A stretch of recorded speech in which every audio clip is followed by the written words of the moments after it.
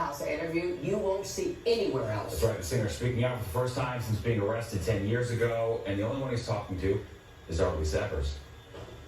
International dancehall superstar Vybz Kartel has been behind bars for nearly a decade for a murder he claims he did not commit, locked away deep inside a Jamaican prison.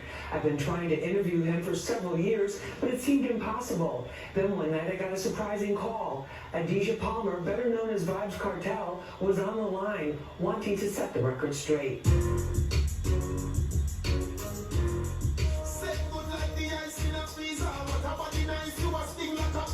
Vybz Kartel is many things. An incredibly prolific artist in the dancehall reggae genre who's managed to dominate the music scene despite being locked down. He's a charismatic entertainer whose nickname World Boss hints at the respect he's given on the streets.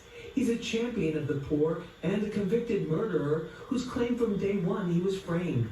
His talent, drive, intelligence, and wicked wit had never been in question.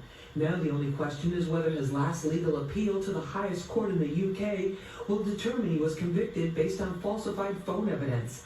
A lot is on the line. He could be a free man by 2022 or an inmate for 30 or more years. It's enough to send anyone into depression, but not Vybz Kartel. I hope you're hearing me. Yes, yes.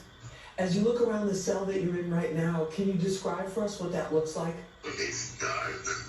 It's hot. It has like 3 or 4 bunk beds. It's got a toilet in the corner, and it's got a huge grill. Lots of metal. It's like a dungeon, but instead of being in the cellar, it's in the attic. I'm actually in the roof. You say you're in a better place mentally than physically. A lot of people would find that hard to believe. Yeah, because I was sick for a few years, so definitely I'm recovering physically, but mentally I've always been in a good place because I know I'm innocent and I know I'm coming out. Do you really believe that? Yeah, of course I believe that, and to be totally honest, the system really wanted me thrown away. It was never about me being charged for murder, it was about getting rid of Vybz Kartel, not Adisha Palmer, the person. Why do you say the system is out to get you? Because they told us, they say we have too much influence. If you remember, when Movado and I had that little feud a few years ago, we even went to King's house, which is like the home of the Prime Minister. And they were telling us that, oh, we're leading the kids astray, and if we don't stop what we're doing, we're not going to get any permission to do shows and stuff like that. So it has always been about the influence that Vybz Kartel has. The dancehall music genre, like gangster rap, does not shy away from lyrics that talk about guns and street violence, as well as sexually explicit content. How do you keep your spirits up in prison? That's a good question. That's why I said I'm more mentally in a better place because I read a lot, I write a lot. You know, I watch movies, I listen to music, and I've met people here that are cool, like cool people that we can talk about stuff. You know, good friends along the way. So that's how I spend my time. You've had a lot of songs come out since you've been incarcerated. About how many songs have you written during this last decade that you've been behind bars?